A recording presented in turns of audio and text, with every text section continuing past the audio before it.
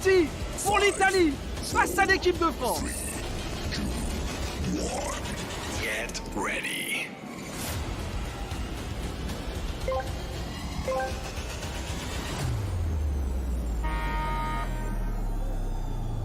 Ah, c'est parti, France-Italie avec Moussa Sao, Guillaume Le Sec. C'est le premier match de cette Kings World Cup Nation. Allez messieurs, il faut rentrer ballon tout de suite dans cette partie. Par les Italiens. Ouais, ballon italien pour l'instant. Moussa Sao qui va se retrouver en position de 1 contre 2 en défense. Il ne faut pas le prendre d'entrée ce but. Il ne faut pas le prendre d'entrée. On attend. Quel va être le choix des Italiens? La petite passe, on attend l'ouverture. L'arbitre qui lève la main, va falloir tirer. Le passement de jambe, le double passement de jambe. Le ballon va être peut-être récupéré. Alors, il y a refus de jeu, a priori validé par l'arbitre central. Avec encore une opportunité pour les Italiens. Avec Nassim l'Allemand qui est donc entré pour l'équipe de France. Et c'est finalement l'Italie qui trouve la faille grâce à Vittorio Gili. Le premier but de cette Kings World Cup Nation est marqué par la squadra de Tours. Ah, il fait mal. Celui-là, il fait mal. Mais il est parfait, regardez. Cette frappe du pied gauche, montant en posé, parfait. Et les Bleus sont déjà menés d'un but. Une petite VAR, un petit check. On attend. Eh oui, il y a un check. Pourquoi pas une position de hors-jeu des Italiens? On va revérifier, mais regardez, au niveau de cette action, au moment de la passe, il y a peut-être un hors-jeu très léger côté italien. On va voir quelle est la décision de l'arbitre. Mais pour l'instant, le but n'est pas validé encore officiellement côté italien. Et pour l'Italie, ça sera le star player. S'il marque le but, eh bien, vaudra double tout simplement. Wagui qu'on avait eu la chance de voir également du côté de Marseille pour l'événement Universe. Attention là, Perotti qui va marquer le star player qui ouvre le score dans cette Kings World Cup Nation. Le but x2 d'entrée pour les Italiens. Aïe aïe aïe, l'équipe de France est menée 2-0 sur cette œuvre signée Matteo Perotti. 2-0. C'était l'homme à surveiller, mais c'était l'homme que la France n'a pas su arrêter. Regardez, il y allait tout seul comme un grand. Matteo Perotti, ancien joueur du FC Barcelone. Ah, il était là l'an dernier, Théo Chandry pour la Kings World Cup Nation. Allez, il y a un coup à jouer. Allez, il faut finir. Bien joué. Et l'Air France qui revient à 2-1, à 10 Rami évidemment. Allez. Pour l'instant, je ne vois rien. C'est ici. Ouais, il y a eu contact effectivement avec le défenseur italien. On va voir. Ah, il y a contact. On va voir si l'arbitre va siffler, mais effectivement, il y a contact sur Matteo Perotti.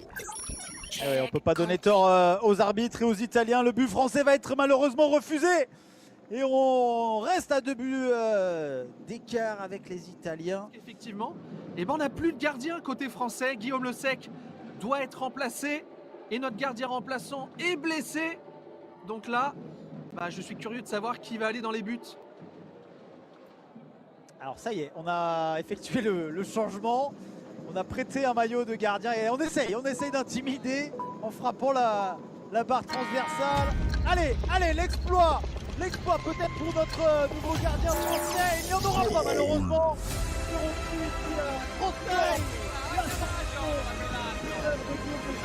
Il cache malheureusement. Cette fois-ci, il va donner 4-0.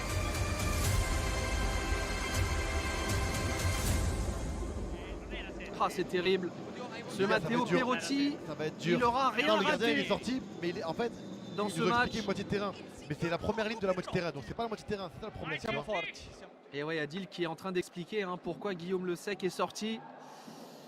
Ah, il est fou, Adil, il est comme nous, il n'en vient pas. La France est menée 4-0. Allez, il est Et fort. la contre-attaque, attention à cette contre-attaque italienne. Ah, c'est pas possible. C'est pas possible. L'équipe de France qui se fait punir en contre-attaque par ces Italiens. 5 buts d'avance maintenant pour l'Italie. C'est en train de tourner au cauchemar pour les Bleus. Dans la cage. Attention, le ballon récupéré par les Italiens et ça va finir au fond. C'est pas possible, Diego. C'est pas possible. On encaisse encore un but côté français. Aïe, aïe, aïe, aïe, aïe, aïe, aïe, c'est terrible ce qu'on voit. Avec Allez, Tano, c'est pas grave, je sens pas les couilles. c'est Allez. lui aussi à la fête. Et c'est lui, le président italien, qui va s'en aller défier les cages de l'équipe de France. Il a mis les chaussettes, il a réajusté le pantalon. Et va-t-il inscrire le 7e but italien? Oui! C'est tout droit, en force sous la barre.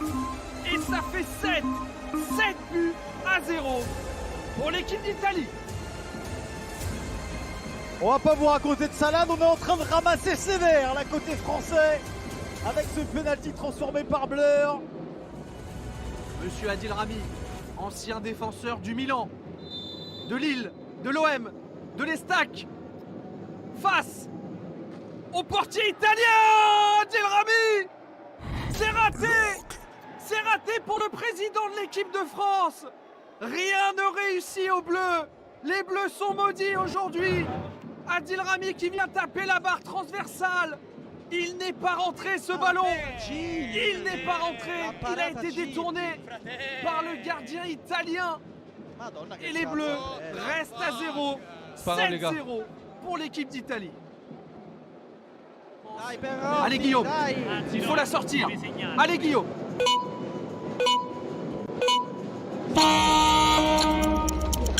Matteo Perotti face à Guillaume Le Sec. Et c'est la victoire des Italiens. Par une lourde défaite, de sévère défaite. Bravi! Face à nos meilleurs ennemis.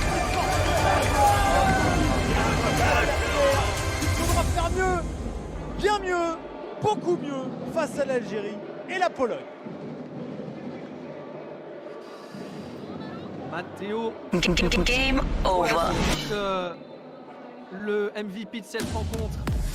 Il aura martyrisé cette équipe de France. 3 buts pour lui dans cette rencontre. Et les Bleus, tu l'as dit, s'inclinent très lourdement face à l'Italie. Match quasiment à sens unique. Et ben regarde, on va voir à qui va être remis ce brassard de MVP. Et vous le voyez, il est là avec son numéro 10. Le MVP de la rencontre s'appelle Matteo Perotti. Il aurait été énorme, Vamos! L'Italien ne s'était pas trompé en lui offrant le brassard de star player. On lui montre qu'il avait marqué.